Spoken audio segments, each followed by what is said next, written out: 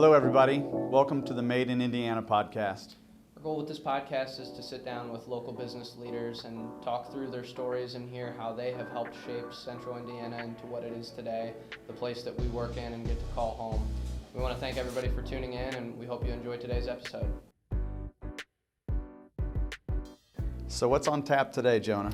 Today we're coming to you from Monterey Restaurant in downtown Carmel, where we have the privilege of speaking with Mr. Paul Estridge Jr. of Estridge Homes and now Monterey Restaurant. Fantastic. Looking forward to it. Good morning, everybody. Welcome to the Made in Indiana podcast. My name is Jonah Lyons. This is my dad, Mike, and today we have the pleasure of being joined by Mr. Paul Estridge Jr. Paul, thank you so much for coming and taking the time. Glad to be here. Looking forward to it. And thank you for having us to Monterey. We'll get into that a little bit later, but beautiful spot here, and we're really excited to be here. Thanks. So our goal at the beginning of the year was to highlight local business leaders and bring attention to your business, learn what we can, share what we can with our viewers. So good. You're our maiden voyage here, so we appreciate. Well, you can only go up from here. Well, I think we're going to struggle to go the other way. So we'll get into. We've got some questions here. And Jonah and I kind of talked ahead of time. You know, our careers have run somewhat parallel. Sure, We've needed your inventory. We've hopefully provided some good sales for you guys. So yeah. on the building front, we've ran parallel here for a long time. We've subleased space. We purchased one of your Centennial buildings and operate from it now. Which is very cool. Yeah, it's been a great spot for us. And it's safe in storms. It's I Category bet. 5 storm building, so we're safe. That's great. It can be doing whatever it wants outside, and I don't know what's going on. So we'll jump in. Yep, sounds good. Would love to. We have a little bit of a chronological order to the questions here. So your start. Your dad started his building company. You were 9 or 10. I was 10 years old. Yeah, my dad started building in 1967. I was 10. And he came home and he said, I want to be a home builder. I quit my job. And we were like, you quit your job? What's that mean? And really didn't know what a home builder was. Although a friend had given him the deed to 2 lots in this very unbuilt out street that we lived on off 116th Street. And gave him the deed so he could get started. Okay. And he went and borrowed the money to build the houses. And it was right across the street. The first home he built was directly across the street from where we lived. So I was pulled into doing whatever he wanted me to do, pick up trash or taking stuff out of the house or holding the end of a tape. Sure. All those types of things. Sounds familiar. Yeah. And so I just, little by little, I look back and I now know that I was learning the business along the way. Mm-hmm. And then he continued to build out the street. And so I continued to work for him in different ways, mostly menial labor. But you're in and around what's going on. You're watching people work. I spent a lot of time watching other people work and do their trade, which I still enjoy to this day. I'll watch people do their trades on YouTube. I enjoy that. It's something I enjoy. Yeah, there's something satisfying about it. Very much myself doing the same thing and seeing something completed or built. Yeah. So that's right where your parents, I guess I remember their home of the 90s. Is that the homestead? Well, it was actually around the corner. The home of the 90s, which is now the Carmel Parks building, was where we moved when I was about 12. Okay. 13. Okay. And then, so I continued to work with Dad through the years, and then got anxious to build my first home. And when I was 19. Okay. I was actually 20 by the time it was done. And he let me set up a DBA and built it, made $14,000. Fantastic. Not a bad and return. I said, I might like this. I'm in college. I thought I might like this business. I read that about you, but tell us a little more. Where was it? Yeah. How did you manage it with college? How did you? Well, I just built it during the summer. Okay. And I got it started. I would always get about 90% complete before I played football in college. So that by the time I needed to go back for football, I was about 90% complete. And then my dad and my sister, who worked with me, kind of finished it You're out. the finished final Yeah, punch out. right. Okay. Kind of piggybacking off of that, and I guess with being in college, were you studying something related to building or architecture, or was it a completely different field? And at any point, did you think, I enjoy this, but I don't want it to be my career? Well, it's a very good question. So my dad and I had a difficult relationship. I learned a tremendous amount from him, more than I can even describe. And I never knew I was learning it at that time. Sure. Yeah. But I look back and I go, wow, how do I know how to do this? Well, it goes back to that. Mm-hmm. But at the same time, I just didn't enjoy working with him. It was a tough relationship. He was, my dad had me when he was young, and so he was in the prime of his career when I was getting ready to start my career. Mm-hmm. And I had within me this desire to always do my own thing, Mm-hmm. and take off, and so yeah, that was what it was like. I would think most kids grow up with a profession and think they won't want to pursue it. Right. Jonah grew up with the phone calls and the conversations and thought, I won't. For a while, Pursue I really this. strongly You're said like, that I want to do this. Right. Yeah, I saw the late nights and the trouble that you have to go through to keep people happy in difficult situations. Sure. And I always thought, I was like, that's not for me. Like you said, I want to do my own thing and establish my own name. And the more I spent time around it and really looked into the good sides of it and Sure. how the goods really outweigh the bad, Sure. I realized that it was really Right. a good fit for me to get into. Paul, would you say the relationship was difficult because you were alike? Where, I think Jonah and I suffered from that a little bit. Our younger years were more challenging, probably only because we determined how similar we are. Was that the case, or just differences of opinions? Well, that's a good question. I don't think we were that much alike. Mm-hmm. He was better at things than I am. He really had. He could just enjoy talking to people forever, as I do in a one-on-one situation. But he just had an incredible, what we would say, bedside manner with people. I'm a little more, direct than he was. Sure. But yeah, I think I had more of a. I saw things being bigger than what he saw things, Okay. and he really liked to be deeply involved with the customer, and I was more about the business than the one-on-one experience with the customer, and so I was more interested in building something bigger Yeah. that could scale. Yeah. Excuse me. And you did. I mean, that's And I did. took it So, to a Right. different level. Well, I mean, I can vouch for it now. I have 2 people that are currently waiting on their build and harmony to finish up, and the customer care is absolutely there. I mean, Right. through the scale, I would say that my experiences so far have been incredible, and I have clients Good, that would good. vouch the same. that's great. Absolutely. Extreme Home Makeover. I've got in my notes 2009. Is that That's right? right. That was the That's right. season Yeah, finale. April of 2009. Okay.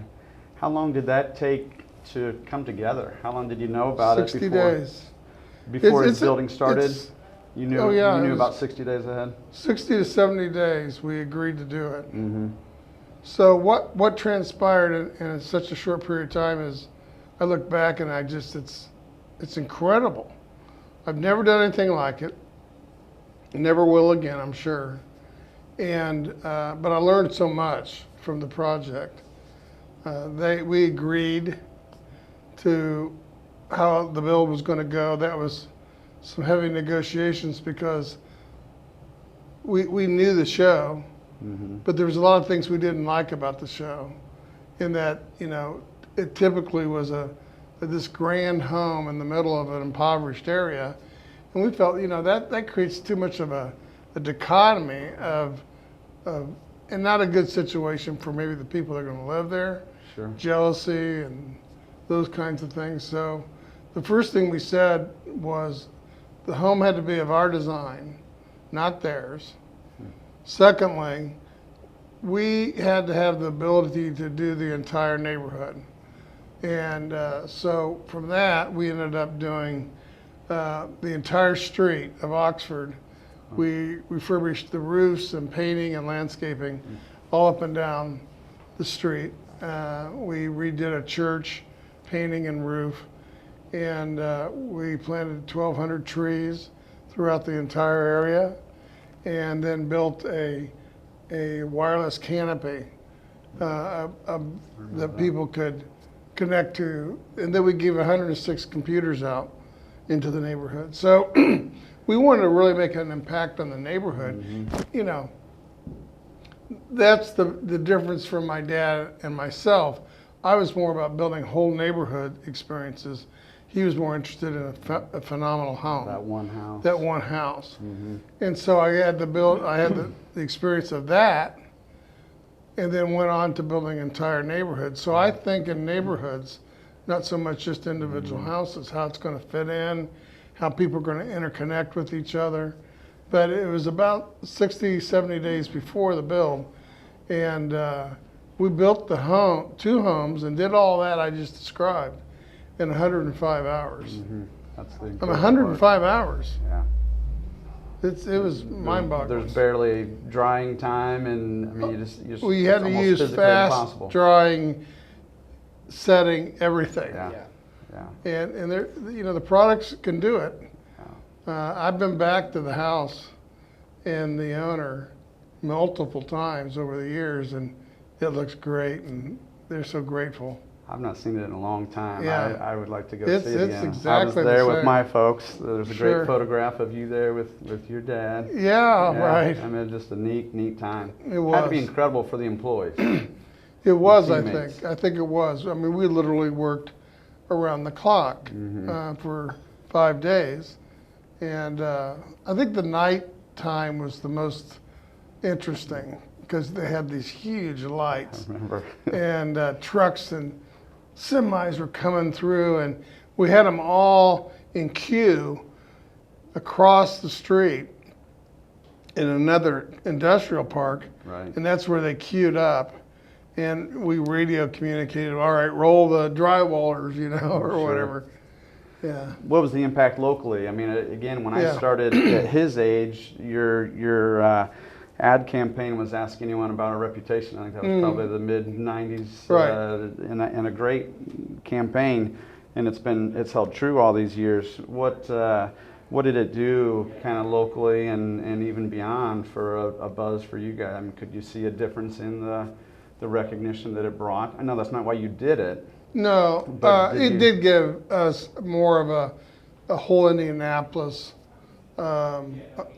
recognition, which is, I don't know, it's nice but not necessary. Not what you were going We for. still just focused on the neighborhoods that we build. I'm sure all your neighborhoods hold different spots in your heart and in your head. What I've read, so tell me if I'm different. Maybe Centennial is a favorite, one of a few favorites. Right. Again, not to take away from any other area or neighborhood, Yeah. but why is that one special? Well, for the two most special would be my first one, which was Copperfield Okay. at 75th and Hague Road. And then Centennial. Centennial was just a monstrous undertaking. And it's the first time we went into really thinking about building whole neighborhoods with interconnecting lives than just a nice subdivision. That was probably the first opportunity for a multi-generational Yeah. experience. So it's the first neighborhood we ever built as many different product types. And so, as you well know, we envision multiple generations living as they would in a small town, in and near each other. And that happened with you. Absolutely. And And it happens often. often, yeah. Mm-hmm. So that's really very gratifying. That we know that people want to live near each other, but so what we very much understood, and still to this day, is that the way you design a neighborhood, the look of the streets, the landscaping, the open spaces, the trees, is that has an effect on how people gather, how people interconnect with each other. The way you design the homes, front porches actually have a very direct effect on getting people out of their house and getting to know their neighbors. And so there are things that we know that, and we practice in the building of Centennial with the park and the sledding hill and those types of things that would draw people together. And I think that's, if there is a magic to it, that's the magic to the neighborhood, which people today still feel and experience. And it's as special today as it was 20 years ago. Right, and it needs 25 to be years ago. lasting like that. And I really have a mental picture of it 50 years from now with the trees canopying over the streets. And Yeah. I mean, there has never been and never has been a neighborhood with more trees planted. No. I've still never matched that. I don't want to get away from the Centennial idea yet, but your neighborhoods as a whole, and you touched on it, but they do age. I'll get myself in trouble for saying it, but they age better than most. Right. I think they that's just because- look better 30 years later than Sure. most. Yeah. And- Well, and people it's- say that, and I think that's because of what I just said. I think it's the materials we use. trees, it's the materials. I think it's the design. We don't just slap up a house for shelter. Right. I mean, the design of the homes, the pitch of the roofs, the gables, the materials that we use have to be timeless, not done in such a way that it's just what's cool today. Right. There's a lot of national builders that will do what people feel is hot today. We refuse to do those things. We knew what those were. And for example, many builders will just build a front to their homes and leave the backs and the sides kind of bare, Plain. trying to cut costs. And we think in 360. We've always wanted the back of the home to be as attractive as the front of the home in its own way. And I think that's why they have aged so well. One of my favorite memories of you in the neighborhood, I had to look it up this morning. I think it was Labor Day, the flooding of Yes. 2003. Right. And at the time, my folks were in the neighborhood, my married brother, married sister, and really close to my sister's house. The farm fields were just flooding into the neighborhood. Yes. And Jonah, you're too young to remember, but you jumped out on a backhoe. Right. It was just on the site and started diverting, trenching water. Well, it was pretty away from obvious the how the houses. water was. It was a weekend, I think. It was. It was Labor Day, and it was either Sunday or Monday. Right, It okay. it was the holiday or And Sunday before. I got a call that the water was up to the mailboxes in Centennial, and I was like, oh my gosh, how can that be? And streets are a part of your storm system, but just the street, not Right. not the mailboxes. And so I thought, my son remembers it. He's 26 today. And I said, come on, Josh, we're going. And I had a Range Rover at that time, and I also want to test out. You're supposed to be able to drive a Range Rover through water and it not die because of the exhaust system. And it worked. It worked It all was right. up. It was up Yeah. 3 feet on the door. It was pretty Sure. crazy. But it worked. But then I could see where it was mostly what was causing the flooding. It was coming from a street that it was stubbed out Okay. and wasn't complete yet. And Luckily, there was a backhoe there, and so I just jumped on it and changed the flow of the water, and hopefully it helped. It helped. Oh yeah, absolutely, absolutely. You guys have a more intense memory of that weekend. I spent it with the neighbor kids running around on inner tubes in the street, Right. enjoying the extension of the pool throughout the neighborhood. Yeah, I bet that was Yes, fun. they did. Yeah. Paul, I know you have a lot more raving fans than you have critics. Yeah. How do you sleep at night? How do you cope with The tough times? The client that doesn't like their home, or the tough times. How do you power through that? Well, one of two ways. You're speaking of customers, I presume. Yeah. Yeah. Non-customers, people who might not care for me or like for me. I'm a pretty direct guy, and I have strong opinions, and I'm a driver, and some people just don't care for that. Sure. And so those people might have opinions, and that's okay. Those don't really concern me at all. As far as customers go, there's really two types. There's the customer that's completely right. They have every reason to be upset. We haven't done our job. And so we will do whatever is necessary to resolve that, including purchasing the home from them and building them another one. Yeah. And we've done that 5 times in my career. Is that, right is right and wrong is wrong. And when we've missed something or something didn't go the way it's supposed to, and it was going to be too much of a inconvenience for the people to resolve it, we'll just say, you know what, we need to repurchase your home at an agreed upon price, and we'll build you a brand new one. Yeah. So having that mindset as a company flows through to the way you care for the people all the time. And, we have a vision. We have a vision statement that our employees have put together and built. It reflects all of our values, which says we are to serve and enrich the lives of each other, to continue to grow and live according to biblical principles. So we don't say that every day. Sure. We talk about it before every meeting that we have, but that's the underlying value system that we have about each other and people. We're in a people business. We're not in a building business. We're in a people business.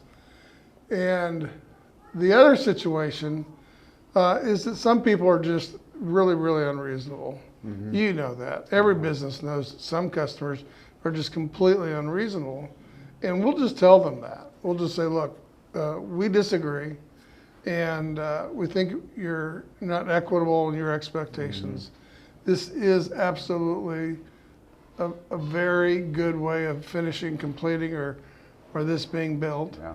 And I'm sorry, we just disagree. And then you just have to accept and tolerate that person may say things, but you hope and you expect that 99% of the customers are very satisfied with the experience, and the 1% is just the 1%. Yeah.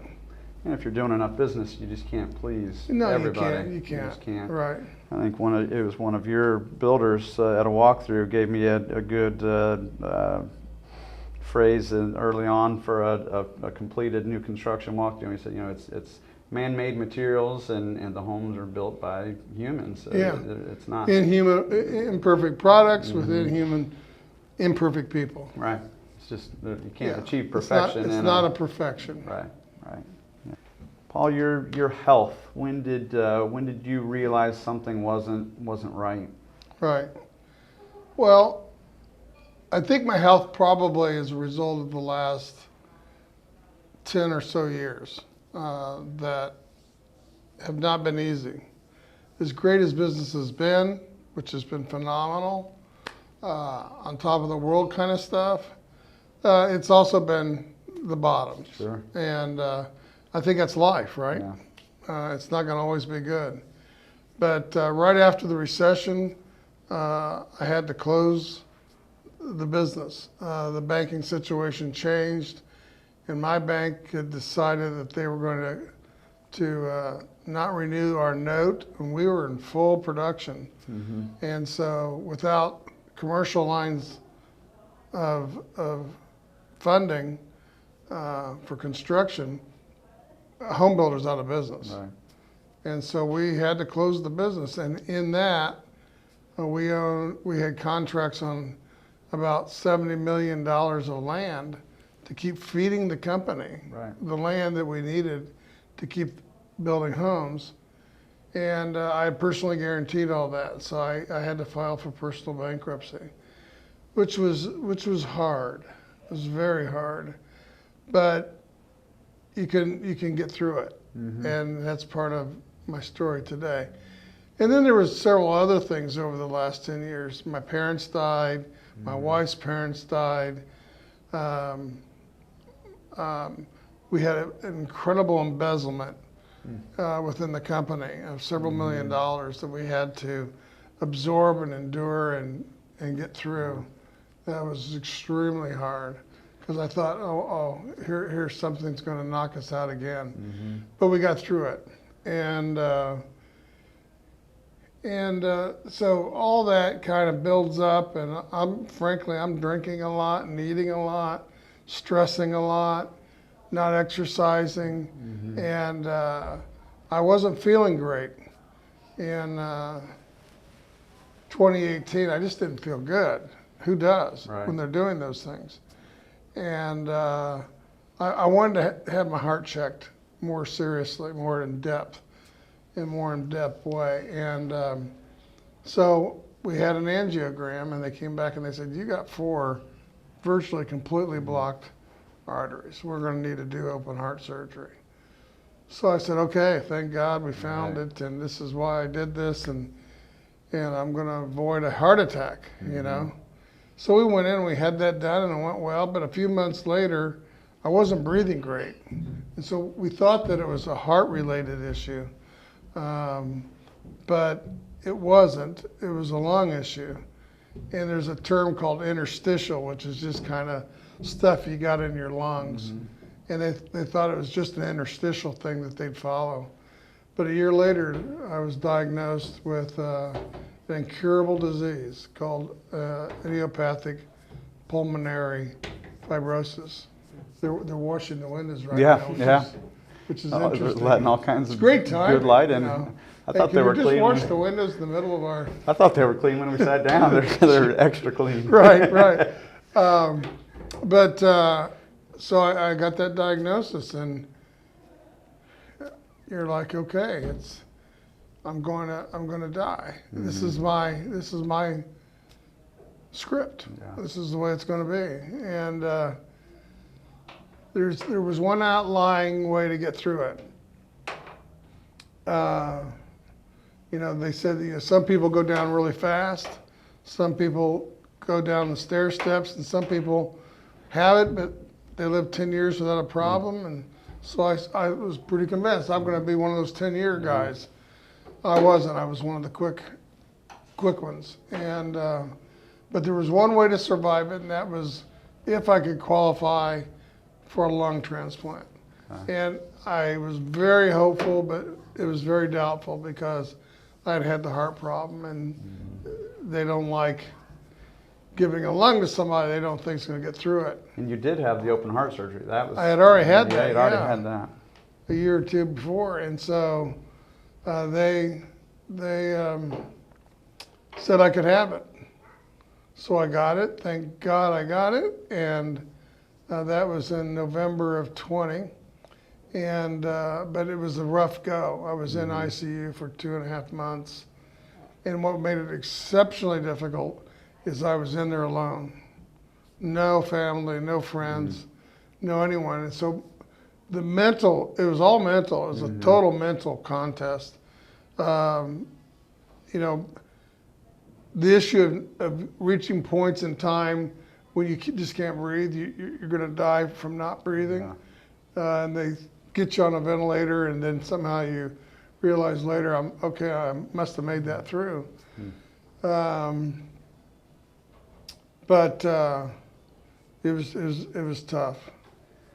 What I mean, you were facing your mortality. What shifted from that? I mean, What happened as a result of that? Yeah. Well, it's been amazing. I came closer to my God.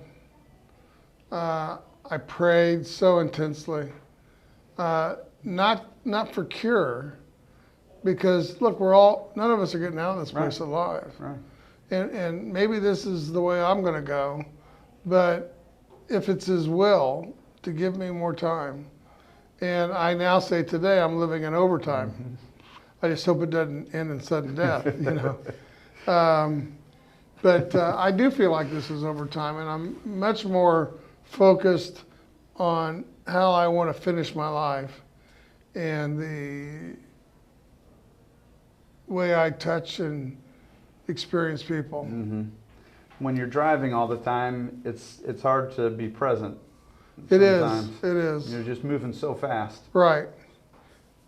And so what's happened is I recognize this is probably going to need to be a transition point in my life. I'm 64. I've had some health issues, although I feel great today. I work out frequently, and I feel better than I felt for maybe 20 years. Right. As ironic as that is, but I knew I needed to transition the business. Mm-hmm. And so fortunately, there's a great team of people that were in the business and the company who were actually running it very successfully while I was going through all this. Mm-hmm. And so just before I got sick, I had made the decision that I probably need to figure out a way to sell the business to a group of insiders. And so we entered into that agreement, and then I got really sick. And since I've gotten sick and come out of it all, I've handed over the reins to a different group of guys, and they're in the process of buying the company.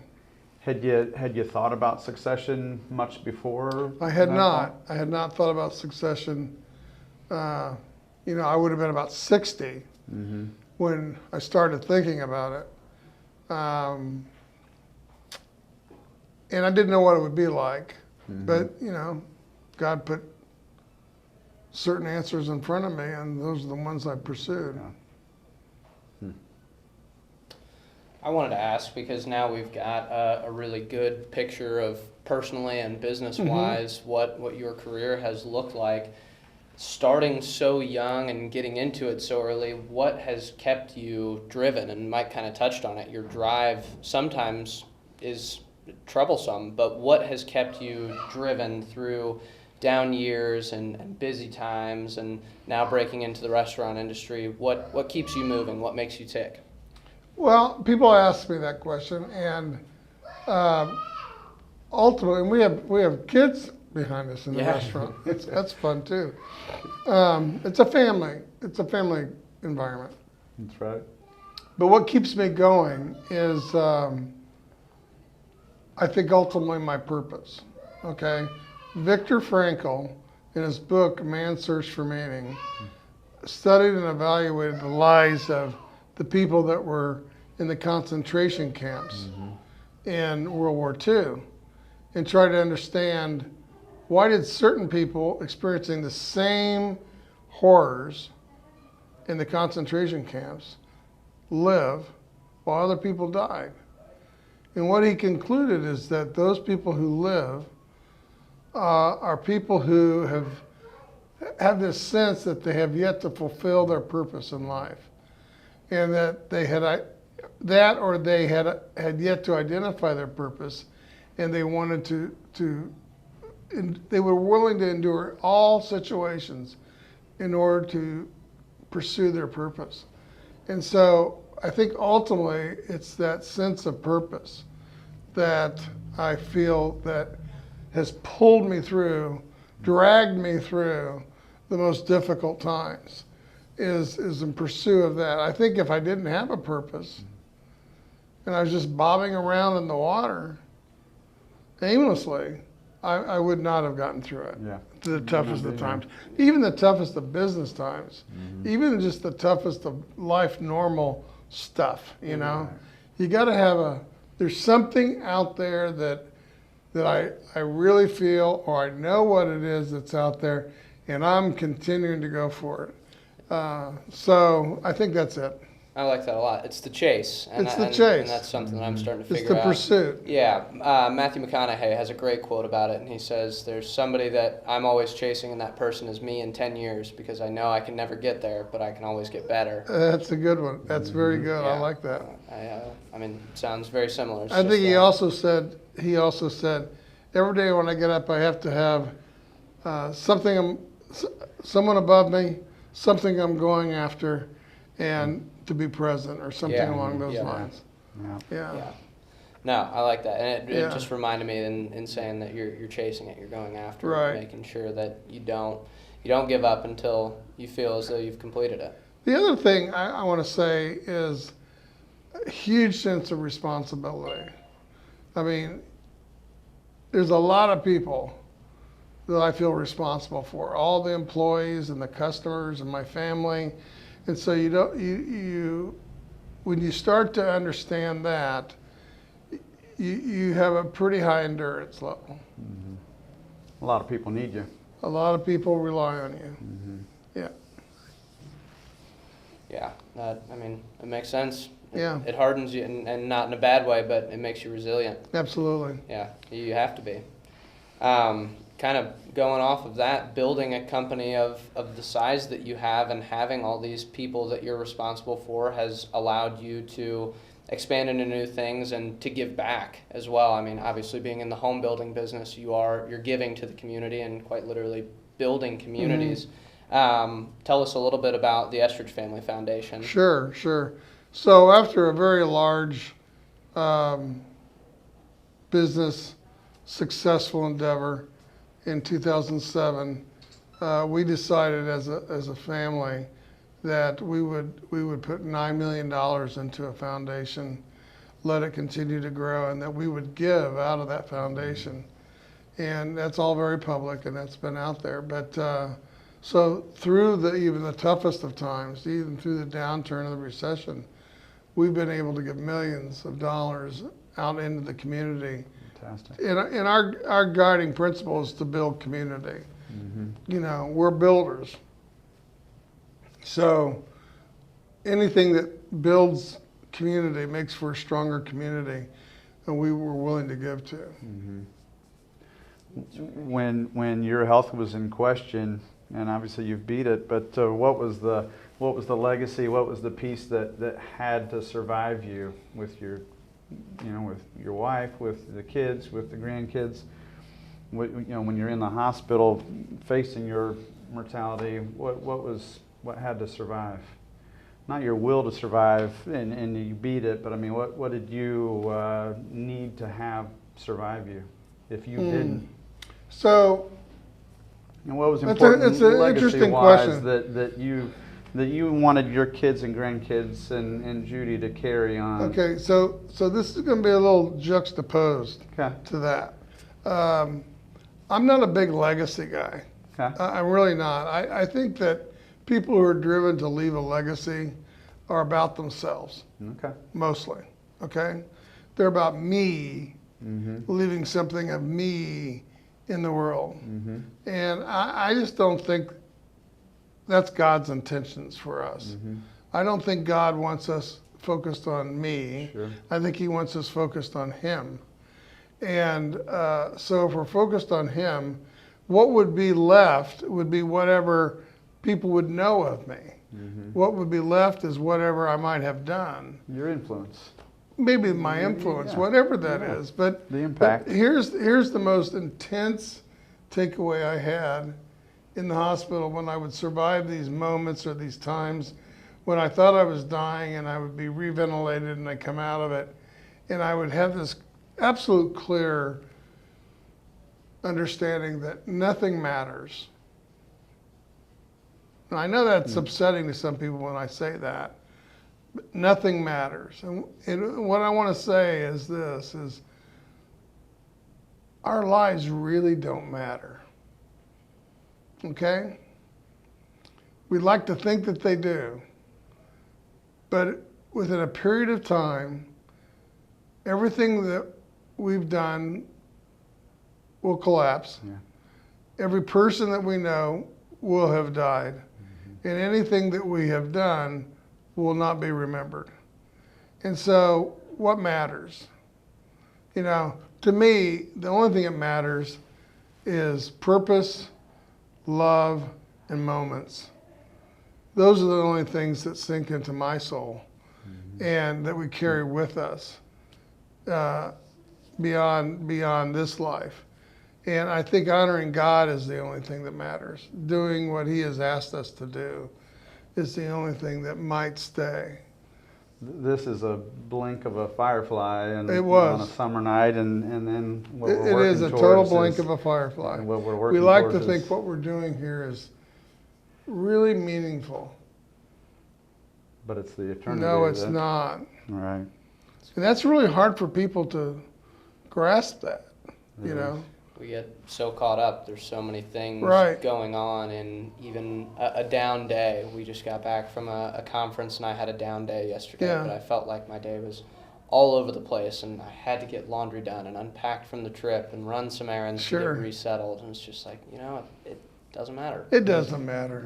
Everything's gonna It happen. just doesn't matter. You just gotta go with it. Yeah. You may have dirty laundry on today. You Yeah. know, But it if just we're- doesn't but if matter. we're always trying to Yeah. build, we miss that. You know, Yeah, we are. Literally and We figuratively, think we're out of our building. own ego that what we're doing really matters. Mm-hmm. And I don't think it does, because we look back 200 years ago and how many people's lives are part of anyone's memory or understanding. No. You know, you ask anybody, most people on the streets today don't know we even fought a civil war or who the president was during that time. Sure. So if they don't remember him, they're sure not going to remember us, Right. Yeah. right? Yeah. Very true. Very true. Anything else? Do you have questions of us? I mean, this has been. Well, I would love to know about, you're the oldest son, Mm-hmm. only son, Yes. like I was, and you're now working with Dad. hmm Did you always want to do that? I didn't. No, I will be the first to admit that, like I said before, hearing a lot of it growing up, and kind of like you said, your experience of being on site, I felt like I had a good feel of what a real estate agent's job or what that life was like. And so as I was a stubborn teenager, I thought, I don't want to do this, and I certainly don't want to be. Did you know what you wanted to do, or did you think you knew what you wanted to do? I thought I did, and really, I guess that's almost not fair to say, because I graduated from high school and went to college thinking, oh, well, I like the sounds of finance. I know successful people in finance. I want to do big things. I'd like to get into finance. And 2 years of school, I realized that it really wasn't something I was passionate about. And again, I kind of touched on it earlier. The more I paid attention to the good that is in the real estate industry, the fact that you are deeply involved in one of the biggest investments people will ever make in their life, and you get to be that voice of reason, the guide for it. I've always been, I like sales. I'm a people person. I like talking. I can see That doesn't show through. does it? No, Not at all. I wasn't aware of that. No, but I knew that I wanted to do something in which I get to work very closely with people and be involved in an important decision rather than just trying to make that sale, That's just great. to close. That's perfect. And so, yeah, it's been really great. And then personally for us, I mean, we would both admit that we did not get along great when I Yeah. was in grade school and high Yeah. school. And I think it's that typical father-son relationship. Sure. It's not always easy. And we're very similar as people. So two strong personalities under one roof was a little bit tough sometimes. It But is. now that we've been working together, we're approaching 2 years together, and I'd say that we get along better personally and business-wise than we ever have. And Oh, that's it's, fabulous. Well, it's incredible. the switch just flipped. I mean, it was Yeah. completely different being under the roof, Yeah. raising him, and we had lots of good times, yes, but it yes, was Sure, but it I was understand. contentious at times. I and we totally butted get heads, that. so- I absolutely get But that. the- I had the same thing. But the minute we stepped in the office as colleagues, it was You're different. pulling in the same direction, Yeah, right? that's been Yep. very synergistic and very positive. Yeah. What do you like most about the business? I think for me, the time that I got in, it was just really sink or swim. You either got it or you didn't. And if you didn't get it, it was time to find something else. And the people that got it were, you have to get up to speed quickly and know your stuff because the market is going and it's going to go on without you. So Sure. I move very quickly. I need something to keep my attention Right. at a lot of times. And I mean, there hasn't been a day, I think I said it to him not too long ago, there hasn't been a day where somebody or something hasn't required my attention, and usually it allows me to move at that pace that I like to move at. It's very quick. It's important to answer questions A lot of quickly. action. Yeah, and so the timing of entering the industry and the way that things were going has just been great because, yeah, it keeps me moving. And jokingly, I say to people, it keeps me out of trouble. Right. Are you proud? Oh, very proud. I bet you are. Very proud. I bet I can Yeah, see that it's- actually. Yeah, yeah, we're having a great That time. you guys get to work and- together yeah, and what yeah, kind of a young man he's grown up into. Yeah, it's been fantastic. Been fantastic. So did you come into the business during COVID?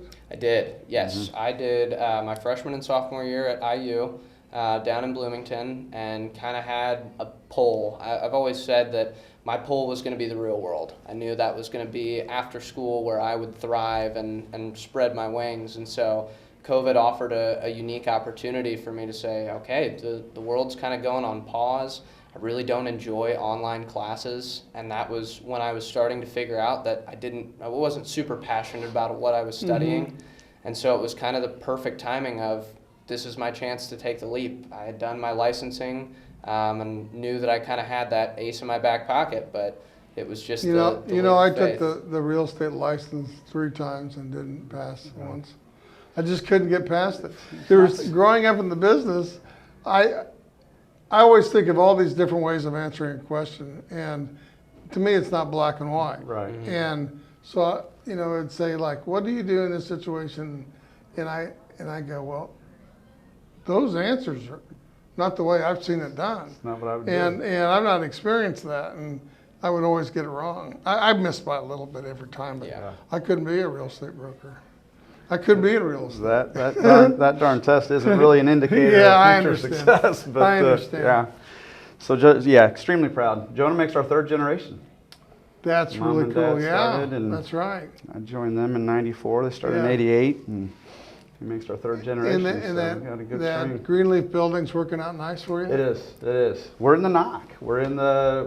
Oh, you're in the knock? We're in the knock. No yeah. windows knock. No, Yes. right. Oh, the, wow. The challenge is going to be to cut some windows in or do something to let Sure, some light in. sure. But, it's good for my attention span. I don't get distracted with the windows. Right, there. right. So now we get in and get our work those done. sledders probably ran right into your building a few times. Yeah, They get close. Yeah. Yes, that was a busy place here. Are on the this last dishes snow. still behind the building? No, we took them out. yeah. Yeah, took them out. Yeah. There was a lot to retrofit to get that back to a regular office space. Oh, I but bet it's been that's good. right. Yeah. Was there any equipment still left in there?